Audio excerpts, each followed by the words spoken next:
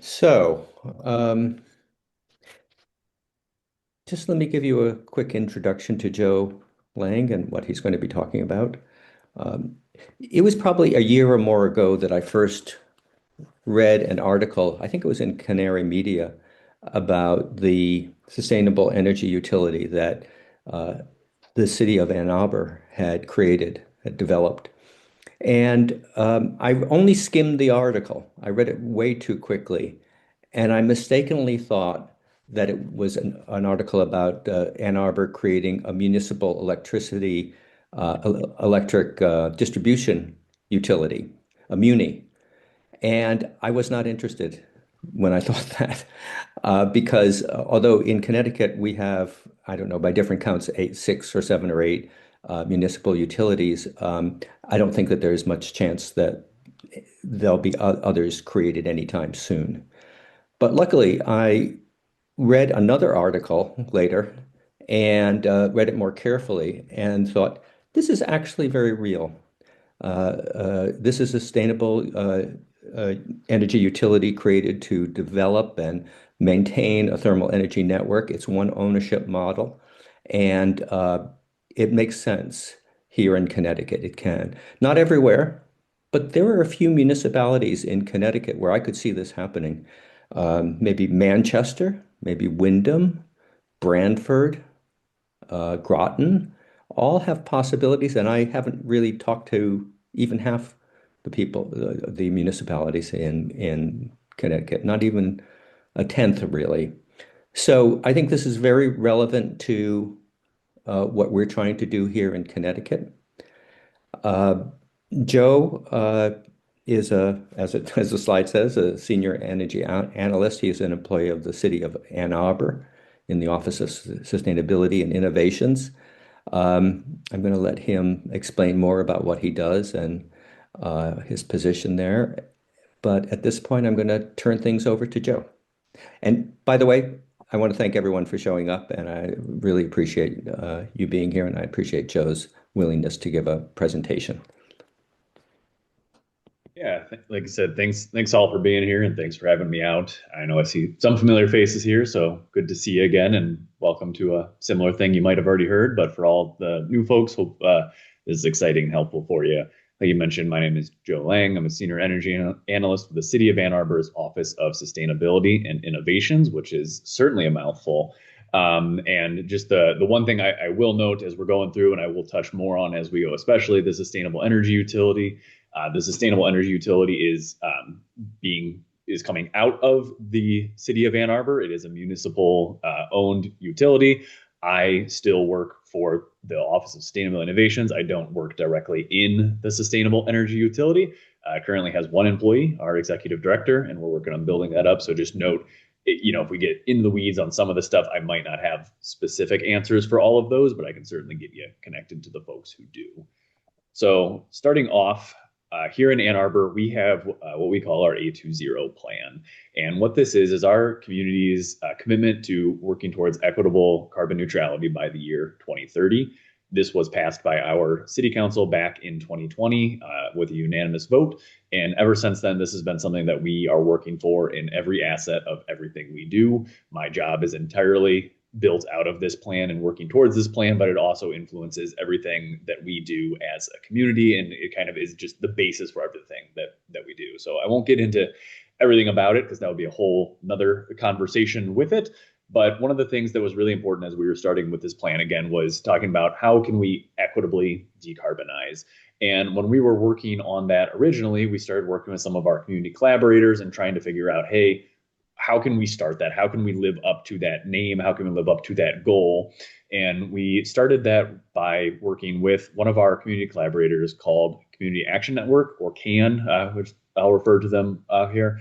And what they said is we should really be starting in this neighborhood called Bryant here in Ann Arbor.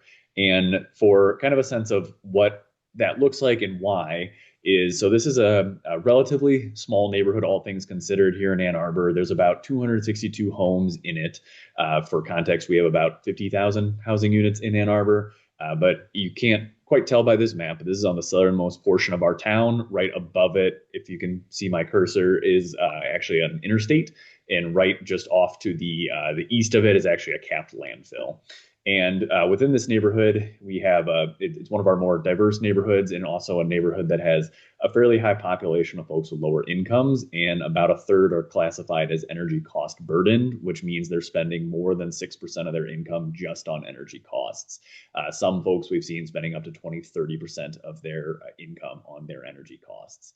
Importantly, though, it's not just, doom and gloom, but there's actually a lot of really good and strong community engagement and community work already in this neighborhood, and has been for many years. Like we mentioned, we have our collaborator called Community Action Network who's there. They have a community center that is actually the largest food pantry in the county. They have after school programs.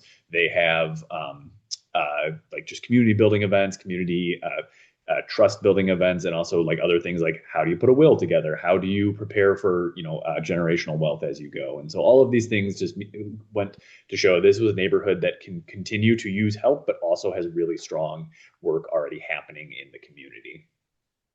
And with that in mind, and I'm using this all as context to get to where we eventually will get to for our presentation, is we've been doing a lot of work in this neighborhood because of the 820 plan and because of that commitment with CAN and the groups to really bring these houses up and work on decarbonizing them. And, one of the things we learned and lesson learned for as anyone who's kind of considering this work is there's so much more that goes into this than just decarbonization. Naturally, yes, that's our end goal, but it's really hard to talk to a resident who has a leaky roof or a basement that is constantly flooding and talk to them about decarbonization, because those are the things they need to get fixed first.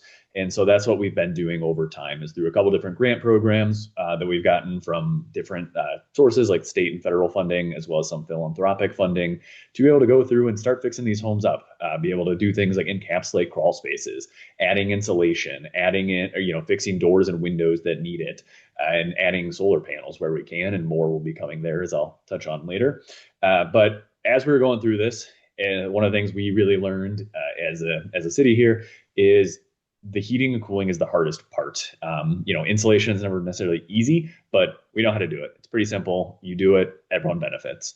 But the heating and cooling is kind of the trickier part. Here in Michigan, it's not unique to here, but we do experience this disproportionately, is our electric rates are significantly higher than our gas rates on a per unit basis. And so when we started looking at things like air source heat pumps, the economics did not always make sense. It did in some cases, but it required you have to do every single thing all at once and all perfectly to be able to kind of get some of those energy cost savings. And if you didn't, and even if you were phasing it in over time, that might lead to some situations where folks are paying higher energy bills during certain months. And seeing as folks are already energy cost burden, that wasn't something that we were interested in pursuing. Right around this time, and where we get into kind of the actual, what we're talking about here, is there was a grant put out by the Department of Energy around geothermal district heating, called the Community Geothermal Coalition, whatever the actual grant was called, that was really looking at doing district geothermal. And that was something that we found appealing, and something that we found that could be cost productive for this neighborhood and for this region in a way that other avenues might not have been. So we were fortunate enough we applied for this grant, and we were selected as one of 11 communities. This was a two-phase and is a two-phase grant, where the first phase was doing the planning of it all, which I'll touch on next. And then the second phase was for folks who went through that first phase, were successful, and had a good project, could potentially be down selected into a second phase to do the work, which we were also fortunate to be doing and are in the process of now. So just talking a little bit about the planning of it all, and this is our other lesson learned, is there's just a lot of things that go into this. There isn't just one core category. And this was a part of the grant, but also something that we really believe is important overall. So I'll touch on all of these kind of individually as we go, but it's not just the analysis and design. Yes, that's super important. Obviously, you need to design a system that's going to work, but you also need to work in conjunction with the community to make sure it's something that they are aware of, something that works for them, something that they like and fits into what they need. You need to work with workforce to make sure that the people are able to do these jobs that you need, and that people can get connected to these jobs, because they're really good paying, family sustaining jobs, But if people aren't aware of them, it's hard to get them into them. So just noting that I'll touch on different parts of these in different ways, but acknowledging that all of these things kind of go into it. And it's just, it's not as simple as, hey, let's just design something and everyone will love it for sure. And so where I'm going to kind of start with our overall process, and I will end with this too, because if you take away one thing from this, community engagement is one of the most important and crucial things to doing a project like this. You need to have the community involved. You need to have the community engaged. You need to have them being aware of this kind of work. Otherwise, it's just not going to be feasible, especially as a city government, or say if we're, as a utility coming in and being like, hey, we're just going to tear up all your streets, put all this stuff in and give you a heat pump. No one's going to buy that. No one's going to be interested in that. And so you really need to work collaboratively with the community to get everything going. And the ways that that's worked really successfully for us are a couple ways. One, to the extent you can, partnering with a community-based organization is just really crucial to this work. Like I mentioned, we work really closely with CAN. You can see in the bottom right picture, that's actually their community center that they operate. We've worked and we've turned that into a full resilience hub. So it's got solar panels, battery backup, electric appliances, all that good stuff. So that basically everything we are doing in this project here already has happened at the community center. So people can see that and experience it and live it. And then we also have really strong work, again, with the community of one of the people that we've hired. You can see her in the top left there in the purple shirt.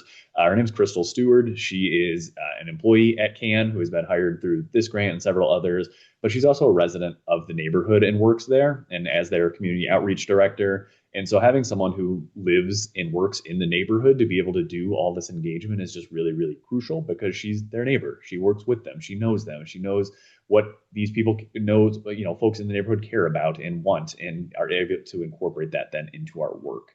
We also do a lot of work at different events here.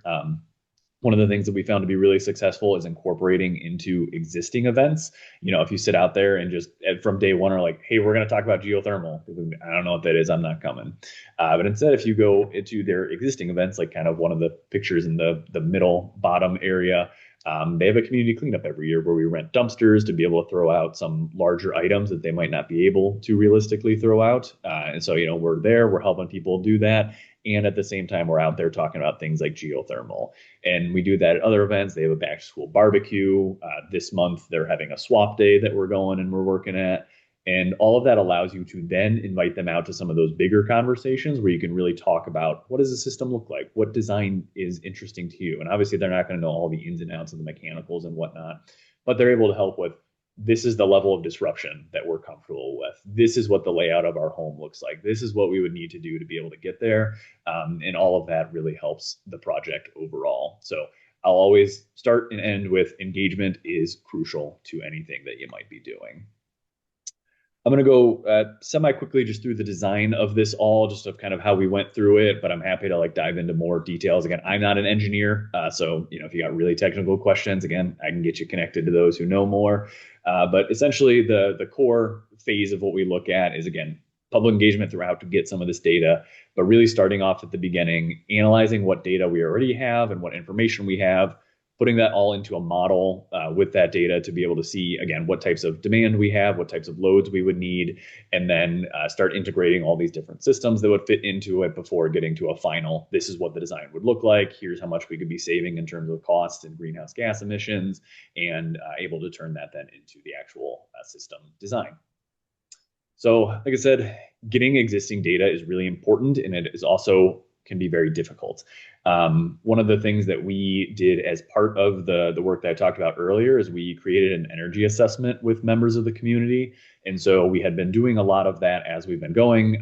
You can see in the slide here, again, don't worry about the numbers and stuff like that, but we had about 40 homes that had an energy assessment when we were at this phase in the project. We have over 100, 150 at this point.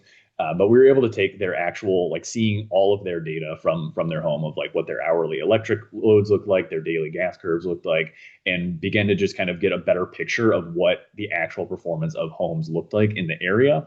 And then we were able to map that over the utility data for all of the homes in the area. This is something that historically we as a city almost never are able to get for various reasons, some valid, some maybe less so, but something that is a bit of a struggle for us, but luckily through Community Action Network and their work with members of the community, they were able to get permission to get all of this data so we could take all of that data and put it into our model. Again, don't really need to go through all of these different things, but you can just kind of see where all of the energy is coming from, where the carbon emissions.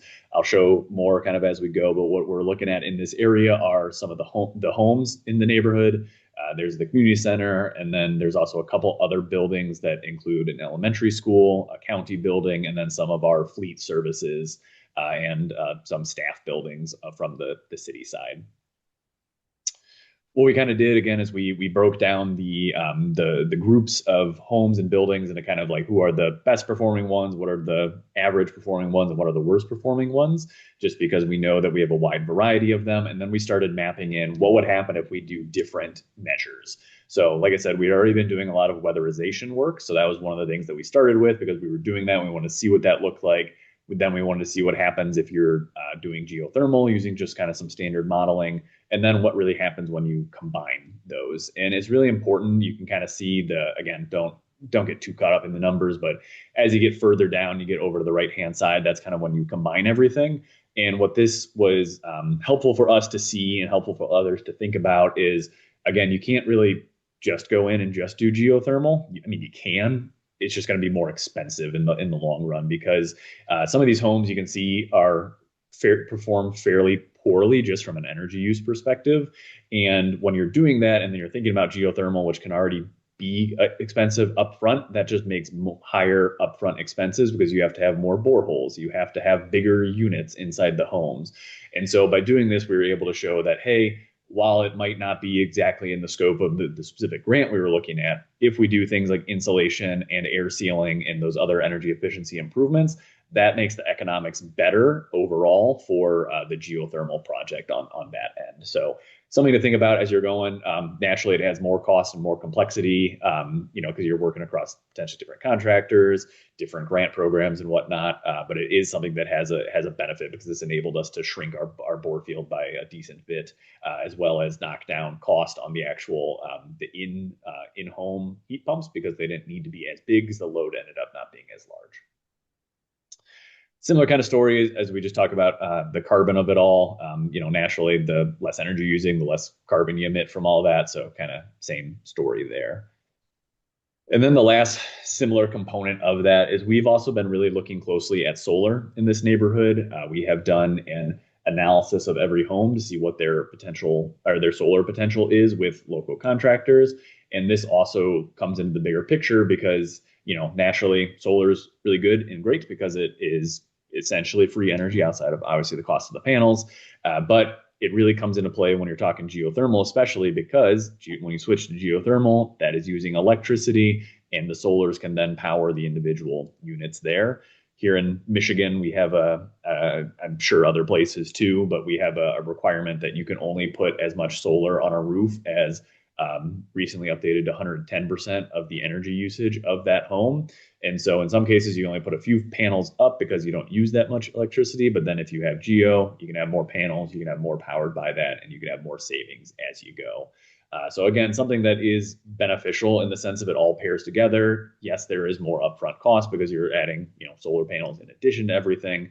But in terms of some of the costs, particularly to the residents, this has a big benefit. So that was all the modeling. And the next step was actually like showing what the system would look like.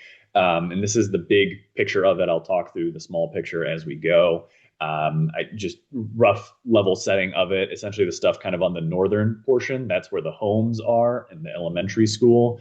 Let's see if I do this, where the homes are, where the elementary school is. Down to the south, this is where our city facilities are. And this is where that county facility is. I'm primarily going to be talking about this northern portion here, and then specifically the residential portion of it. The way that you can imagine economics works, it's a lot more expensive to do all of this, and the way that the grant was set up from the Department of Energy would not be enough to fully cover all of that. So we're going to be talking mostly about the part that we can do and the part that's going to have the most impact for us. While once we get that online, considering how we can expand that further. So just running some numbers here and looking at some stuff. This is the area where our bore fields are.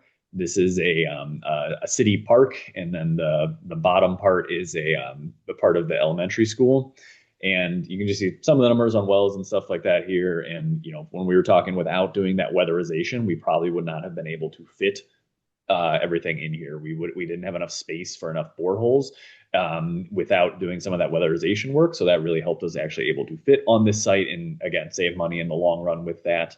So that was important. And the other thing as just kind of something to think about and a lesson that we learned is this park here. One of the things that we found is we could do actually a lot of community benefits that in some cases people cared about more than the geothermal system itself. For instance, in one of the parts, there's an old basketball court that's been repaired here and there over time. But if we were able to do this, we'd be able to get folks a brand new basketball court. And for some folks, that was more exciting than getting a heat pump. Similarly, the field portion that you can see is terribly graded. It's kind of like 3 or 4 mini hills in there. They're not like actual hills that you can like sled on or anything like that. So it's just not a conducive to a park. You can like go out there, hang out and have a picnic, but you couldn't like play soccer or football or whatever in that. And, we found that, if we're doing this work, we're tearing it up anyway, we can go ahead and actually level and grade it properly. And then people can properly use it as something. And again, to some folks, that's more exciting than, again, the geothermal in their home. So just things to think about as you're doing this. Look for other areas of community benefits because, in some cases, that's more important to folks. I won't get too in the weeds of this, but in general, we're looking at a closed loop system. I'll touch on, we looked a little bit at an open loop system potentially, but we do have some aquifer contamination in our community. And while there's ways to do this perfectly safely, if you're doing an open loop, it just caused extra concerns and hurdles for folks, as well as we think about owning and operating a system, a little bit more maintenance long term. So ultimately, we were primarily looking at this closed loop system, but we did analyze some open loop system and some other kind of hybrid options of them all. So if folks have questions on why we went one way or the other, happy to talk more about that, because in general, an open loop system would have been cheaper. You would have had less wells to drill, but there was a little bit more long-term things we had to be familiar with. And as this is already new, it was just a little scarier for folks in the community and in our permitting teams. So in terms of what this kind of looks like in the distribution sense, we have a couple of what we call subloops, essentially. So these are these different colors. The colors don't really like mean anything broadly, but just essentially they are small subloops that could all combine into one big loop. And a couple of reasons that we did that is, one, we wanted to make sure that, as we mentioned, kind of with the funding of it all, if we say didn't have funding for the entire system at once, we could start a little bit at a time and start working through that. Additionally, we wanted to make sure we have resiliency built into this system. And so you can kind of see these areas where there's these black bars, which are essentially interconnections in between the loops. And what that benefit has is if, say, there was, I don't know, something happened here on this street and that cuts off this pipe. What we can do is we can backfill in from some of the different loops so that way everyone else on that area can keep operating and keep running while we're just isolating the problem area while that gets fixed. So making sure that we have redundancy, making sure we have resiliency, and it also helps assuage some of the concerns where people are like, well, if I'm here, by the time it gets all the way to me, the water is going to be cold. And it's like, it wouldn't have been anyway, but this kind of helps with that a little bit. And then in terms of what that looks like on a, just kind of a smaller scale or just zoomed in level, got the pipes in the street kind of running through the main thoroughfare. Those branch off into these individual cul-de-sacs where the pipes get a little smaller, and then it branches into each home from there. I will note we do have a 2-pipe system that we're looking at. Other communities do a 1-pipe system. There's benefits to both, and they work in different ways, or they work in the same way really, but just different benefits and different constraints in some areas. So that is what we have working for us. One of the lessons we learned as part of this, you can see a utility detail of kind of where everything is. You can see up here, we have a fairly crowded utilities just in the right of way and everything like that. And as we are the newest system to this, we therefore had to be the lowest system. We had to go underneath all of the other utilities in there. We do have some regulations around how close you can be to things like storm and sanitary in the water systems. And so, you can see it would have been really difficult to try to like snake through all of these different ones, especially with those requirements. And so in turn, we had to go below. We had to go beneath everything else. You can see we're generally around 6 to 8 feet deep in the streets. There is more cost to having to do this. The deeper you go, the more expensive it is. But that was really the only way that we could do this. If you're, again, one of the lessons is if you're building new, it's a lot easier. You can just put it exactly where it makes sense. But if you're building in an existing area, you really have to account for all of that and work around all of that. So there might be an added expense with it. And then this is kind of what it looks like connecting into the individual homes. Similar to all of our other utilities, we would have a curb stop right there where, again, you can shut off service if you need for repairs or anything like that. But it also allows, in general, we want to get everyone connected to the extent we can. But if someone isn't ready to connect right then, we can have the stop in there. And then when they're ready to connect, we can go in and build it from there. But it's all kind of set up and ready to go. A little bit more flexibility with how deep or anything you got to go and the transition between these different areas. But in general, able to just kind of run right through and connect. And then in terms of the heat pumps themselves, what we looked at 2 different options. One is just your general packaged unit where everything is all in one, the condenser and everything is inside the home. And then another where you have the actual condenser outside that flows into the system itself on the inside through the refrigerant lines. And the reason that we did this is because these are very small homes. They're at biggest like 960 square feet. So they don't always have a lot of space in their utility closet. So that was something that we needed to be cognizant of. And as we'll talk about in terms of like ownership and maintenance, we are potentially owning and operating the heat pumps themselves. And if you have to worry about going and doing maintenance, having something on the outside of the home is a lot more helpful because it can be, the hardest part if any of you have ever done work with, with homeowners trying to collaborate and find a time to go out and connect and everything can make it just difficult. So wanting to have that on the outside can be beneficial as well. So that's kind of the broad system itself. And then I'm going to move into the SEU, but just wanted to give you a sense of timeline, which I apparently lost my slide for, so apologies there. But in terms of what we were looking at, again, this was a 2-phase grant from the Department of Energy. We were awarded the second phase to begin doing the work on this project in December of 2024. As we all know, some things happened in January of 2025 at the federal level, which caused some delays for a while, leading to we weren't able to start or do anything as everything was getting sorted out. And so finally in October/November of 2025 is when we were able to really start getting work going again. So at that point, we had to get everything up to final design, which is what we're just wrapping up right now with the goals of starting to apply for permits, getting our RFPs out to begin drilling the bore fields by the end of this year. And the anticipated timeline is about, we have a 3-year grant from the Department of Energy to get the portions that we'll be funding and building out. So hopefully drills in the ground by the end of this year. And then in terms of the sustainable energy utility, what this is kind of like we were talking about at the top. This is not a fully municipal utility. We are not going out and buying out all the poles in the wire and taking over our existing utility and becoming a fully municipal utility. But what it is it still is a community-owned energy utility that it's a supplemental utility. So we're not responsible for 365, 24/7 operations. But what it is, it's supplemental and it can move now. It's focused purely on things like generation, clean energy, solar and storage, and geothermal. And it gives folks a choice for where they want to take service from, and also helps eliminate some of the upfront costs that can be difficult with it. So again, it works in parallel to the utility as it goes. So we're starting largely with the solar and storage of it, starting in the Bryant neighborhood here. And what this would look like is for someone who subscribes, the SEU is the one who owns and operates the solar, and in most cases, we'll be doing a battery as part of that. And what they'll do is the SEU owns and operates that solar and battery. We go out, we pay for it up front and install it, and then the resident has a monthly bill for that solar energy. And they're everything that they use from that, they capture, they can use, and then anything that doesn't or isn't generated from the solar and storage, they get from the existing utility.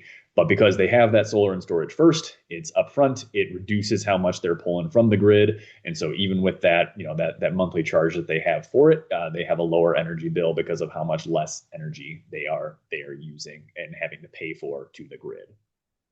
And the reason that we did this is, well, there's many reasons, but kind of some of the core ones of it is, like I said, we have a 2030 goal for carbon neutrality, and we need to move fast if we want to meet that.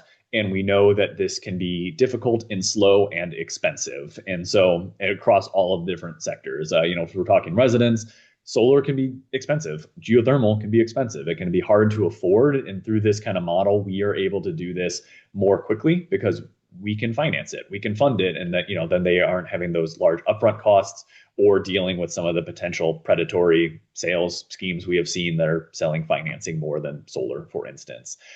Likewise, while our investor-owned utility was potentially interested in this, they weren't interested in it at the timeline we were looking at, and so this was something that allows us to move quicker than we otherwise might have been able to.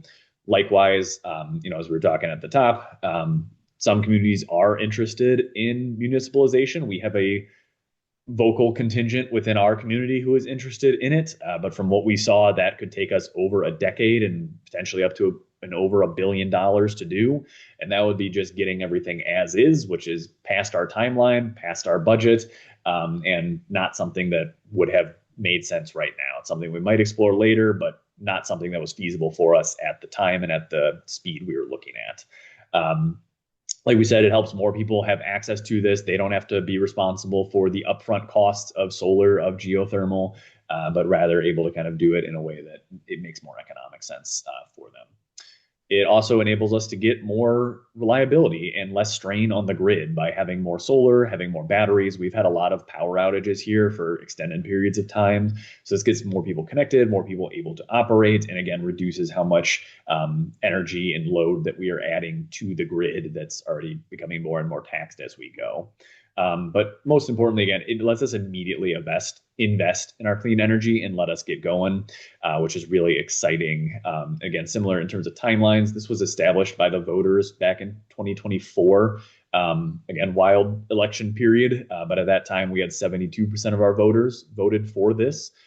So that's really exciting. There was a lot of interest from folks in the community, and then it was officially adopted just a year ago this week. We actually celebrated the first birthday of the SEU this year.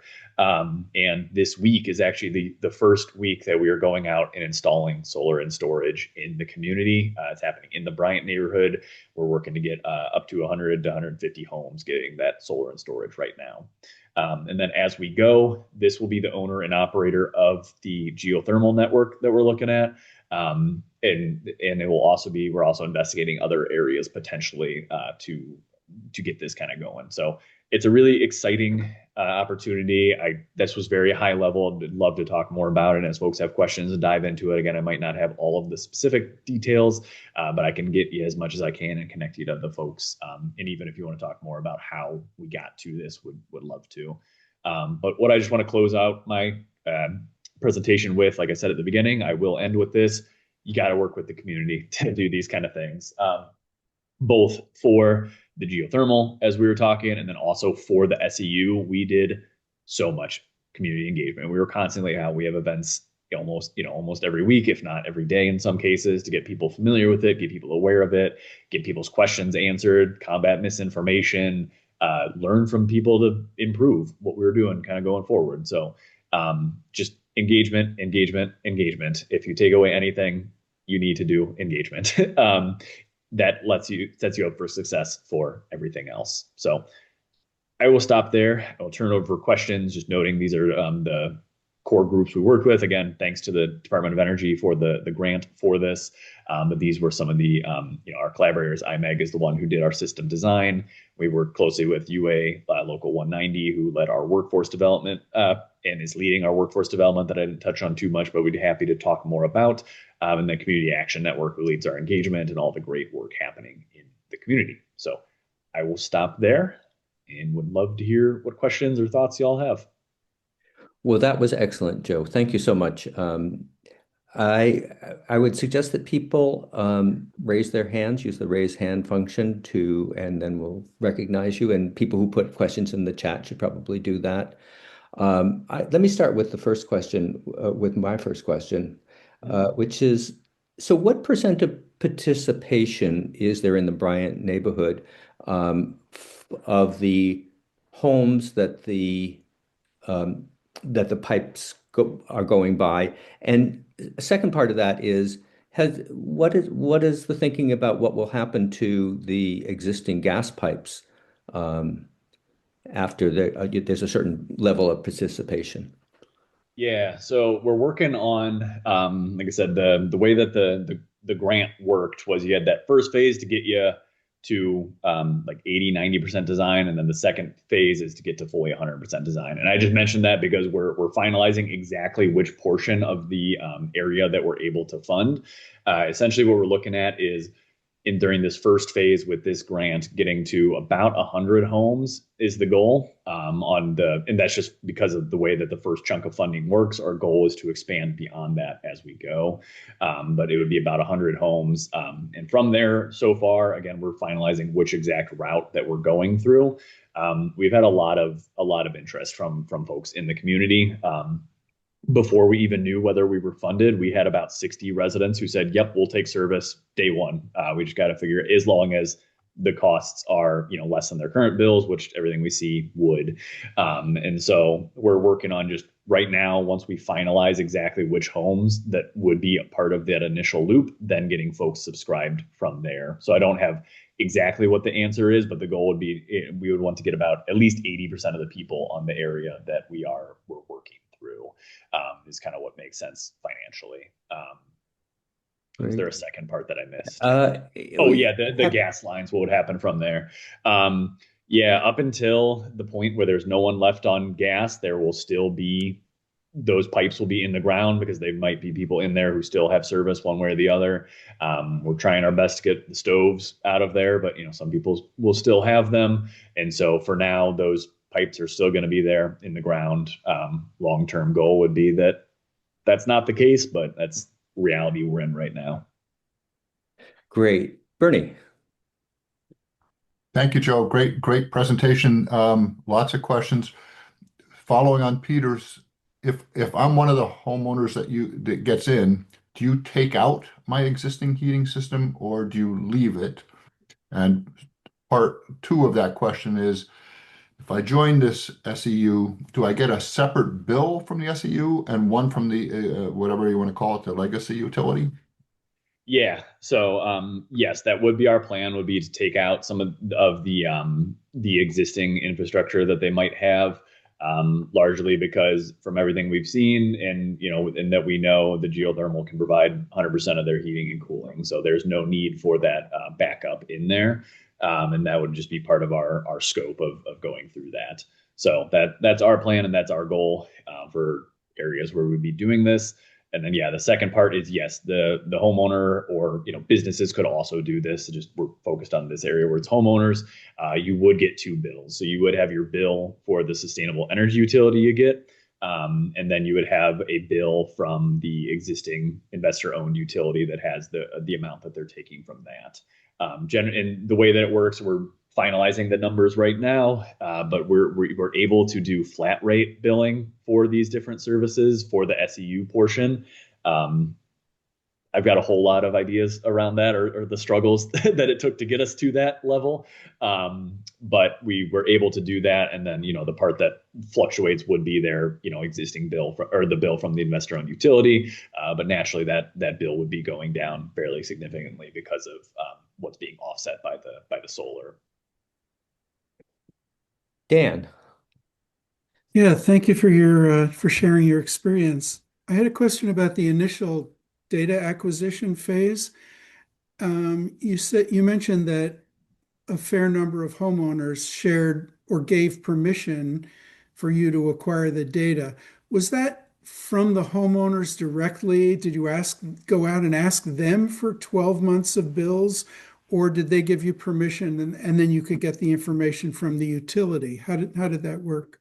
Yeah, it was a mix of both. We had, like I said, we did energy assessments in the neighborhood, and so as part of that, we asked them for permission we asked them two things: either one, if they had their 12 months of billing, if they could give that to us, and to get their permission to be able to pull it from the utility. So it was kind of a mix of both. Like I said, as us as a city, we can't access that on our end. If we ask like, hey, can we get all the data for all these homes? They'd, cite privacy concerns.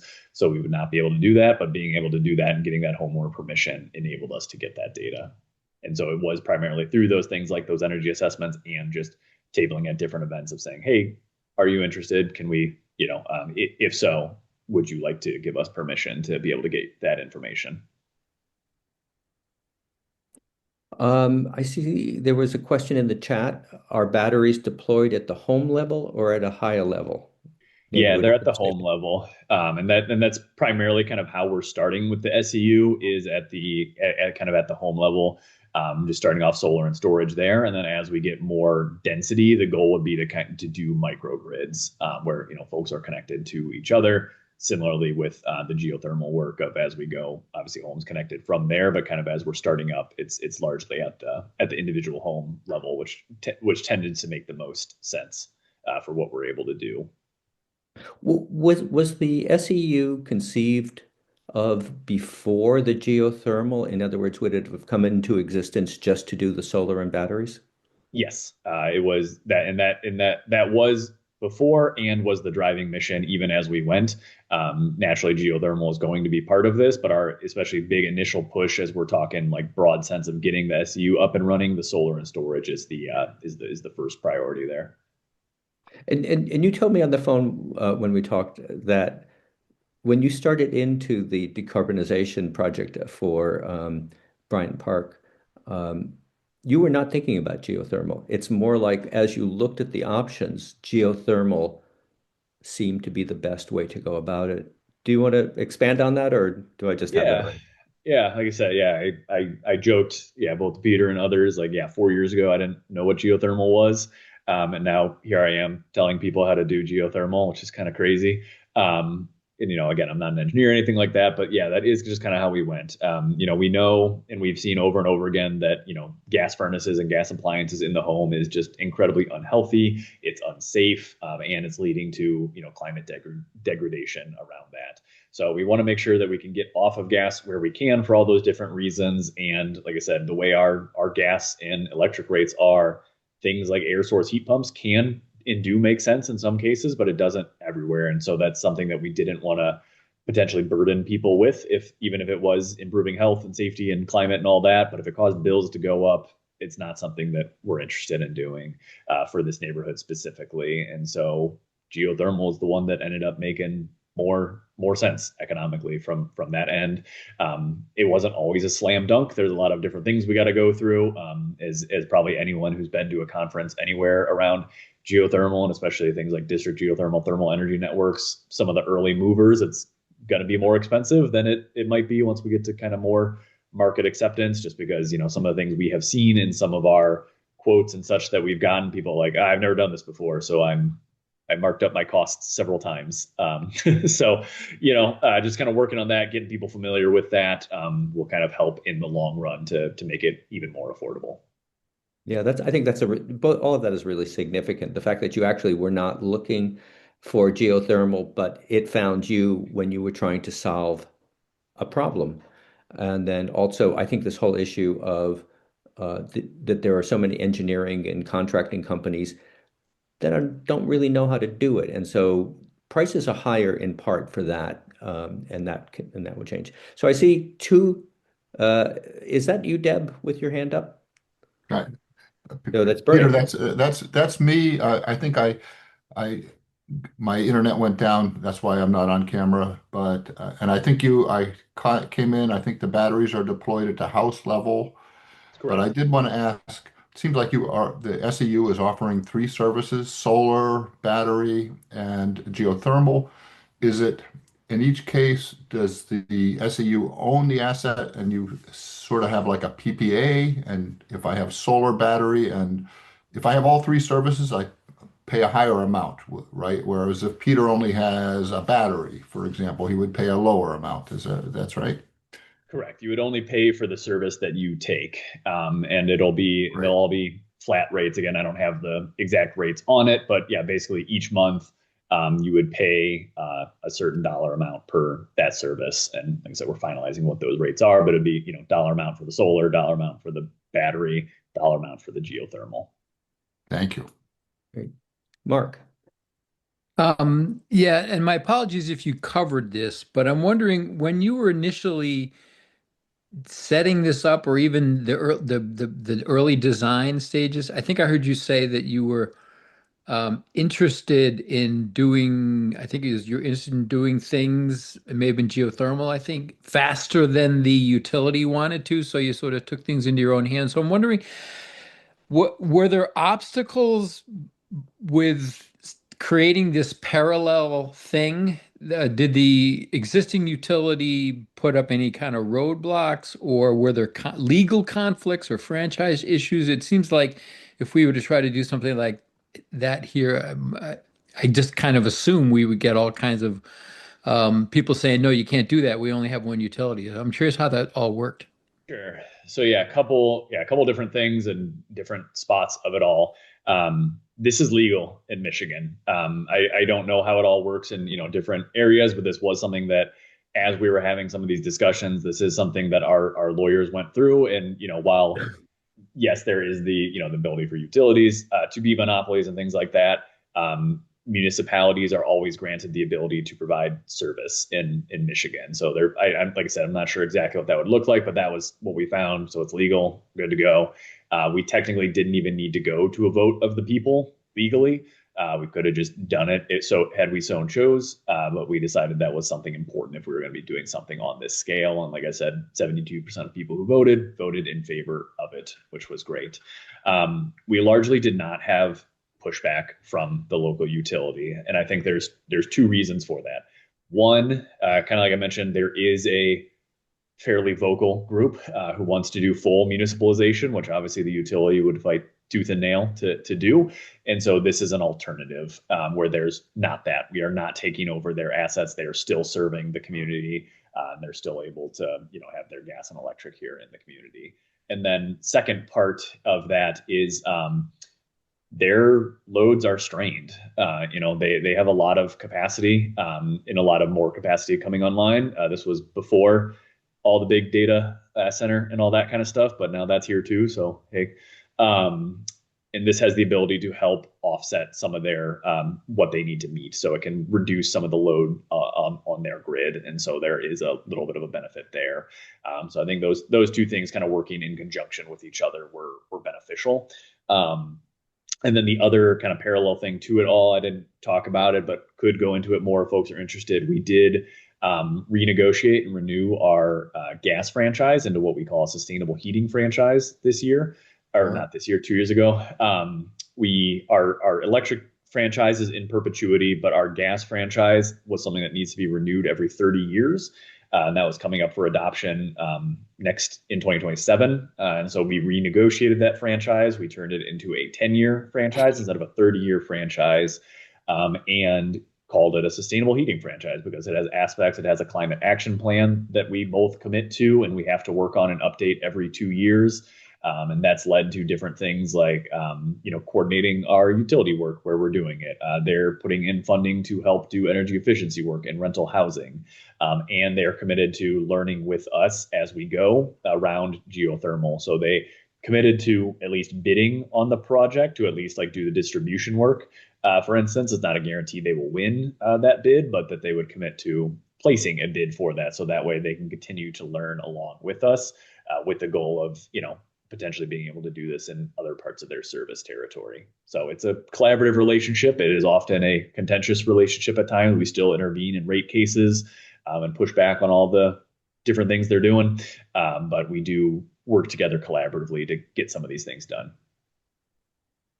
Can I just comment on Mark's question in the chat, which is that, yes, as far as we can tell, Connecticut municipalities would have the same right. I can send you, and I can send anyone, I would call it an informal but well-informed opinion from Shannon Lawn at the Conservation Law Foundation. But I asked her this question recently, and it may not be the perfect set of statutes, but it's probably good enough, particularly for now. So anyways, other questions? I think I see at least one in the chat I don't think I've answered is if we had a backup plan for had the funding not come through from the federal government. We were working on different options, largely potentially whether it had been other grant funding opportunities or getting an outside financing or someone who might, buy in and own and operate it while we work to pay that off. So we were looking at other options, but thankfully we did not have to investigate those further. But we were looking at other opportunities there. Largely, it's hard at the beginning. If we had an up and running SEU who already had capital and financing and things like that, would have been easier. But because they were kind of starting around the same time, didn't necessarily have like cash on hand or things like that. Go ahead. Before I get to you, Dan, I just saw that there's another. It was there and then it disappeared. Oh, what relationship or support does the SEU have, if any, from the University of Michigan? Do you have any contact with Mid-Continent ISO regarding load management? Yeah, so we don't have a ton of relationship with the University of Michigan, largely because they're almost kind of their own grid to an extent.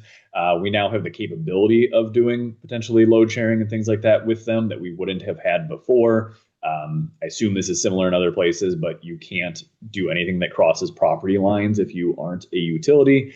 So, if we were doing geothermal, for instance, right next to the geothermal the university is doing, we couldn't have connected them legally, but now we could. And so we are having some of those conversations around that, but largely they are big enough and regulated in different ways that they just kind of do their own thing, but we do work together and learn together as we go.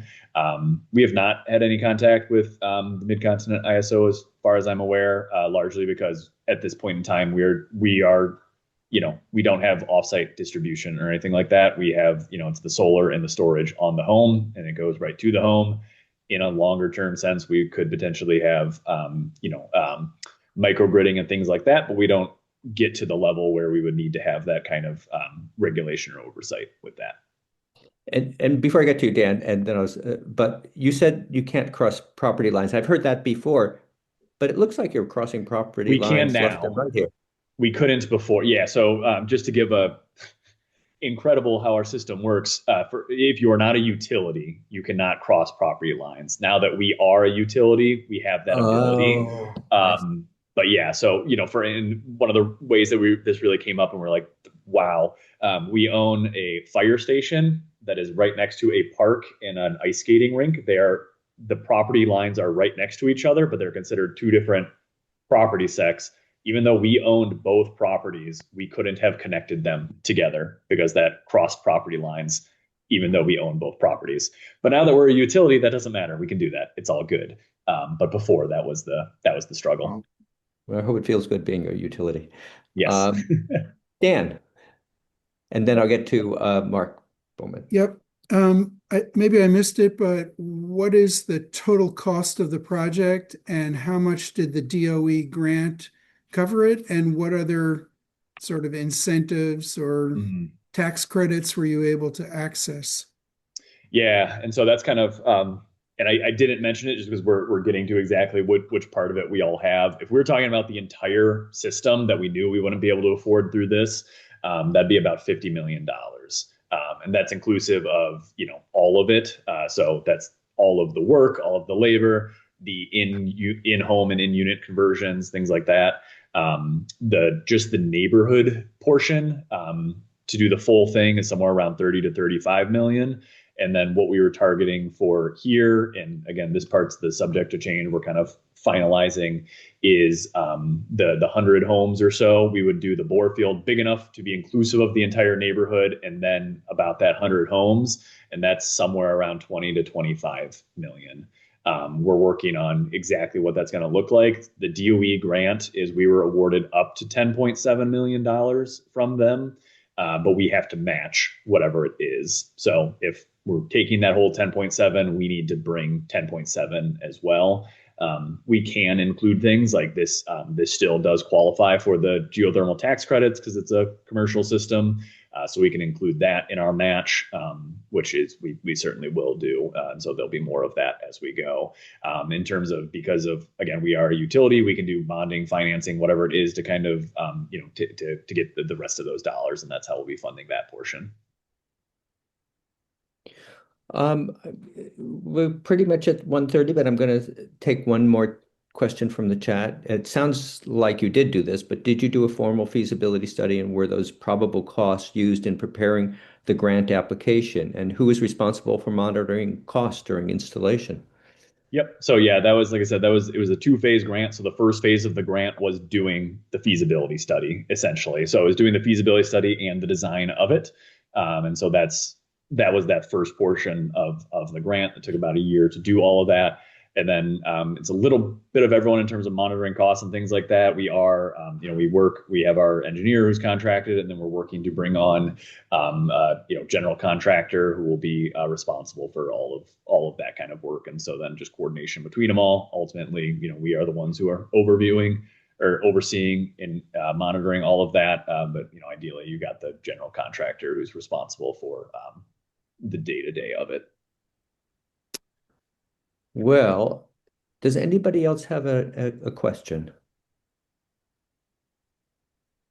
I mean, I have a bunch, but I think that probably everybody needs to get on to something else. Joe, this always was really... happy to take more. You can reach out anytime. Happy to chat more, answer emails, calls, whatever. Happy to chat anytime on my end. Yeah, this was really great. And I think that, as I said in my introduction, that my first impression that what Ann Arbor was doing would not really be, it was just too adventurous for what a Connecticut town would do.